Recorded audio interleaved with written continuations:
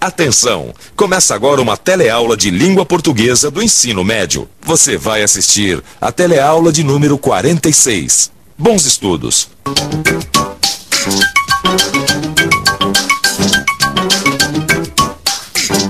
Você se lembra da última teleaula? Aquela em que eu comecei derrubando meu cafezinho na mesa do Machado? Pois é, eu quase provoquei uma tragédia. E da história de Elvira, você se lembra?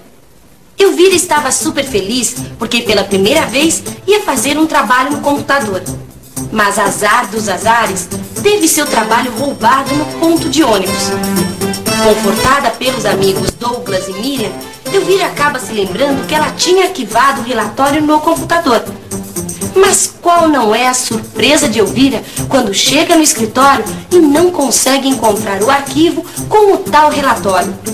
Fazer o quê? Elvira começou a trabalhar novamente no relatório, só que agora com um prazo bem menor. Será que ela vai conseguir? É justamente isso que a gente vai ver nesta teleaula, onde você também vai ver trechos da peça de teatro Medéia, uma tragédia escrita 431 anos antes de Cristo, mas que continua a inspirar artistas até hoje. Bom, gente, hoje sou eu que vou pilotar essa máquina. Por favor. Vamos lá.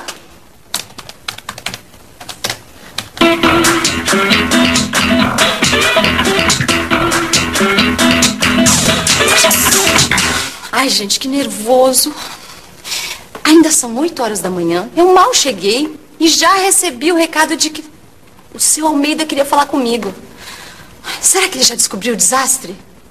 Será que ele já sabe que eu perdi o trabalho de 7 manhãs? Ai, meu Deus, o que será que ele quer, hein? Elvira estava se sentindo no banco dos réus. Assim como no dia da entrevista, ela tinha o coração na mão.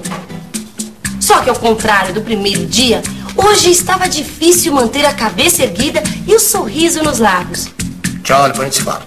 Oi, Elvira. Nossa, menina, que cara é essa? Cadê aquela carinha bonita que encanta todo mundo? Acho que eu não dormi bem à noite. Não pode, hein? Aliás, eu acho que você está precisando de uma folga, sabia? Bom, vamos ao que interessa. O relatório. Ao ouvir a palavra relatório, Elvira quase morre de susto. Aliás, eu devo dizer que está indo muito bem nele, viu? Na verdade, só falta dar uns retoques e finalizar. Ainda bem que o senhor tocou nesse assunto, seu Almeida. É o seguinte, eu precisava... Na verdade, os retoques ficam ao seu critério, tá? O importante para mim é que esse relatório seja na minha mão amanhã de manhã para eu poder levar a reunião de diretoria que vai acontecer às 2 da tarde. Pode ser? Oi. Gente, agora... Ai, estou ficando pálida, sinto calafrios. Ai, só falta uma gota d'água para transbordar o pote. Eu sinto que a qualquer momento minhas lágrimas vão começar a escorrer. Tá bom. Ok. Bom. Já ia me esquecendo. Esse disquete aqui estava no seu computador. Aí, quando eu vi que era um relatório, eu tomei a liberdade de pegar, tá? Agora você já pode levar de volta. Que isso, menina? Desculpa, seu Almeida. Calma, menina, toma. Olha, toma um copo d'água aqui. Desculpa. Olha, realmente, eu acho que está precisando de uma folga mesmo. Desculpa, seu Almeida. Desculpa. Então, até amanhã. Que engraçado. Quer dizer então que foi o próprio gerente que tinha pegado o disquete com o arquivo do relatório. Engraçado? Eu não vejo nada de engraçado nisso, Alencar. Você viu o sufoco que ela passou? Como ela ficou nervosa? Não, e foi por causa do nervosismo dela que a gente usou tantas palavras no sentido figurado. É verdade. Eu lembro que tinha dito, ela está com o coração na mão. Mas tem outras expressões desse tipo. Eu lembro também que a gente falou que ela quase morreu de susto e que faltava apenas uma gota d'água para transbordar o pote. Só assim mesmo, usando tanta linguagem figurada, pra gente dar conta do estado de ânimo da nossa desanimada secretária. Bom, gente, vamos em frente que ainda tem muita história. Vamos lá.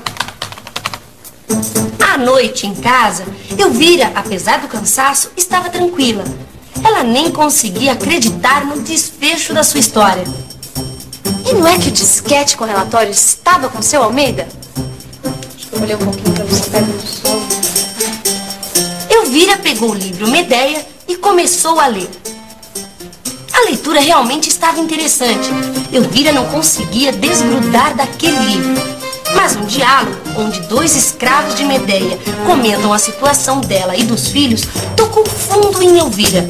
Tocou tanto que ela começou até a imaginar a cena. Nossa, eu tô adorando esse livro. Sabe que tem um trecho onde o professor dos filhos da Medeia e a ama que cuida dela comentam sobre o marido da Medeia, o Jazão, que está disposto a abandonar a mulher e os filhos por causa da filha do rei de Corinto. Ouvi dissimuladamente uma conversa, sem dar a perceber sequer se a escutava, lá para os lados onde os mais velhos vão sentar-se. Eles diziam que os filhos iam ser expulsos de Corinto, e a mãe com eles, pro Creonte, nosso rei. Não sei se o rumor é exato, antes não seja. Deixará Jazão tratarem desse modo os filhos? Apesar do desentendimento que se manifestou entre a mãe deles e ele? Cede a aliança antiga em face de uma nova. E ele já não se mostra amigo desta casa. A desditosa Medeia chora consigo mesma. O pai querido, sua terra, a casa que traiu para seguir o homem que hoje a despreza. Então o Jazão não vai abandonar só a mulher. Os filhos também. Gente, que cena forte. Também não é pra menos. Afinal, trata-se de uma tragédia, lembra? Mas isso é uma injustiça. Não é à toa que a Medeia sofre. Então essa peça, que foi escrita há quase 2.500 anos atrás, já se preocupava com as crianças abandonadas. Olha, Lígia, se o Eurípides ouvisse você falando, ele ia ficar realizado. Essa reflexão que você está fazendo é exatamente o que ele pretendia com esta peça. Deixar todo mundo pensativo. Pensativo mesmo, eu fiquei com outra cena de Medeia. É quando o Jazão tenta convencer Medeia, que ele até que é bom. Essa sim é forte, Lígia. Olha só. Até poderias continuar vivendo aqui por toda a vida, neste país e nesta casa, se aceitasse submissa às decisões dos mais fortes que tu. Mas ao invés de refreares a tua loucura, injuriavas de noite o rei Creonte. Entretanto, mesmo nessas circunstâncias, não renego os amigos. Não desejo ver-te, mulher, banida, sem recursos, com os nossos filhos. Odeio-os. Mas nem por isso te desejo o menor mal. Maior dos símbolos. Para onde irão meus passos hoje? Para o lar paterno que já traí? Como traí minha pátria para seguir-te? Eis a verdade. Hoje sou inimiga de minha família. E só para agradar-te hostilizei amigos que deveria ser a última a ferir. Foi tua escolha. Não ponhas a culpa nos outros. Ah, mas então me caso e te traio? Não discutirei mais contigo. Se desejares para ti mesma e nossos filhos parte das minhas posses, fala. Vai logo embora. Estás ansioso por rever a tua nova amante. Contas os momentos desperdiçados longe do palácio dela. Corre! Vai consumar depressa o casamento. Que se os deuses me ouvirem, tuas reais bodas serão de tal maneira estranhas que nem tu has de querer a noiva para tua esposa. Nossa, por que a vida tem de ser tão complicada? Por que é tão difícil das pessoas se entenderem?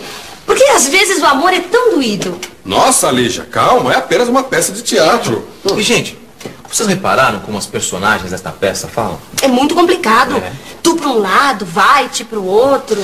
É que as tragédias gregas só têm personagens nobres, reis, príncipes. E eles não falariam, por exemplo, gírias. A linguagem da tragédia grega é bem diferente da linguagem que a gente ouve e fala todo dia. Quer ver? Eu gosto de ler, depois de ter dado duro no batente. É uma atividade diária.